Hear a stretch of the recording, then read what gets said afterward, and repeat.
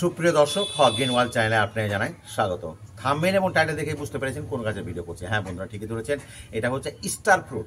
Star fruit বা কামরাঙা, vitamin C সমৃদ্ধ এই কামরাঙা কি কি উপকার আছে, কোথায় অপকারিতার সুযোগ আছে কিনা, পার্শ্ব প্রতিক্রিয়া হয় কিনা, এই সমস্ত নিয়ে নেওয়া হয় আর একটা ভিডিও করব। আজকের যে মূল পয়েন্টটা সেটা হচ্ছে আমাদের গাছে এই কামরাঙা ড্রপ হয়ে যায় কেন, ড্রপ থেকে আমরা বাঁচবো কীভাবে, তো সেটা জানার আগে গাছটিকে একটু কাছে থেকে বন্ধুরা গাছটিকে কাছে দেখার চেষ্টা করুন। এখানে তো একটা এখন ড্রপ হয়ে গেল এখনই, সেটা হতেই পারে একটু ধাক্কা লাগলো বলে। আর এখানে বেশ কিছু আছে আর কি, একসঙ্গে থোকা থোকা, যখন ফলগুলো হয় থোকা থোকাই হয়। এখানেও বেশ কিছু আছে ছোট গাছ, আর এর থেকে বেশি কিছু আমি আশা করছি। তবে সবচেয়ে মজার বিষয় হচ্ছে যে ওইদিকে এত বড় বড় হয়েছে আর এদিকে আবার ফুলগুলো আসছে।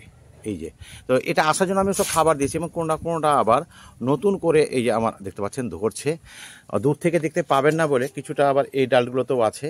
তো প্রত্যেকটা ডালেই কিন্তু ফুল আসছে এবং আরও বেশি হতে পারে, তবে না হলেও আমার কোনো দুঃখ নেই, কারণ একটা ছোট গাছে এতগুলো ফল রাখার কোনো মানে হয় না। এর থেকে বেশি নিলে গাছটারই সমূহ ক্ষতির একটা সম্ভাবনা থেকেই যায়। তো চলুন আমরা গাছটা সম্পর্কে আরও একটু জেনে নিই।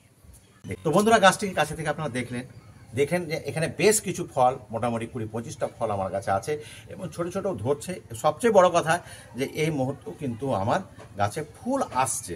কেন আসছে? কারণ এইখানে আমি প্রচুর নাইট্রোজেনযুক্ত খাবার কম দিয়েছি, কিন্তু পটাশযুক্ত খাবার আমি যথেষ্ট হারে দিয়েছি এখানে, জৈব এবং অজৈব। ফলে গাছে যেমন একদিকে বড় ফল, ছোট ফল, মেজো ফল সবই রকম আছে, তার সঙ্গে কিছু কিছু ফুলও আসছে এবং এটাই হচ্ছে এই গাছের সাম। এমনকি এই যে বেরোচ্ছে, একদম ফুল বেরোচ্ছে এগুলোতে এখনও গাছে। তবে আমি চাই না যে এই গাছে এর থেকে বেশি থাকুক, কারণ এই গাছটির বয়স 2 বছর এখন হয়নি।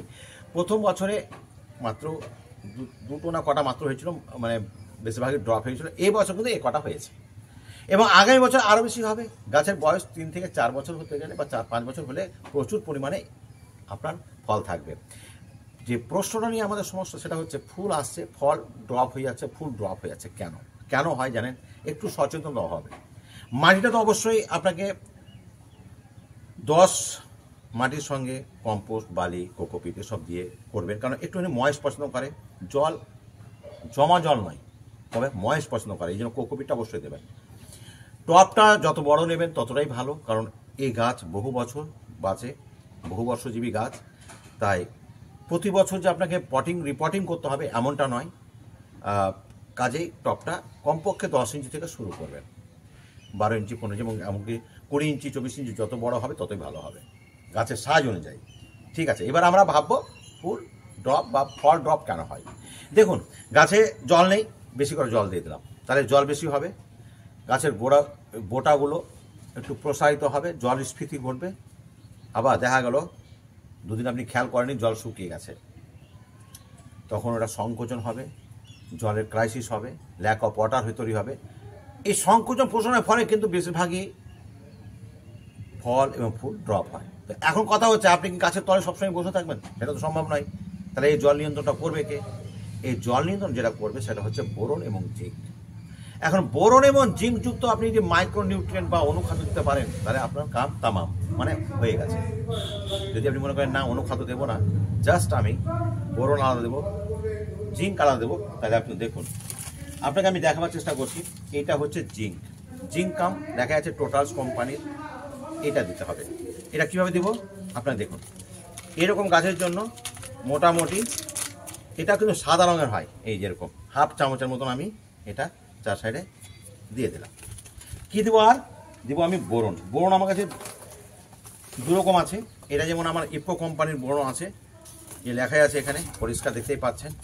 এই যে বোরন ফার্টিলাইজার 14.5B দেওয়া আছে, ইম্পোর্টেড, 1 কেজির প্যাকেট পাওয়া যায়, আরও ছোটো প্যাকেটও পাওয়া যায়। এটা দেবো আমি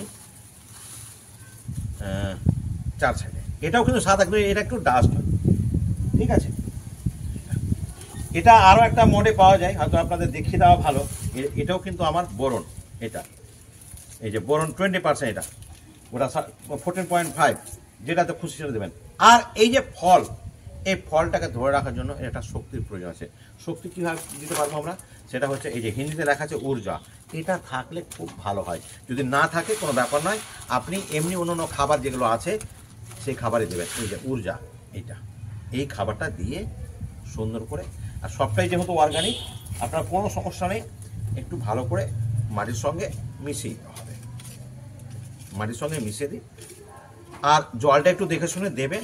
একেবারে এই নয় যে আপনি এই সব দিয়ে দিলেন মানে আর আপনাকে জল দিতেই হবে না, বা জল 3 দিন দেবো না, শুকিয়ে একদম ঠাঁঠা করছে, এমনটা নয়। আপনি দেবেন, তবে অল্প বিস্তর কম বেশি হলে ফলের ড্রপটা ন্যূনতম করবে, একেবারে ড্রপ হবেই নাই কথা নয়।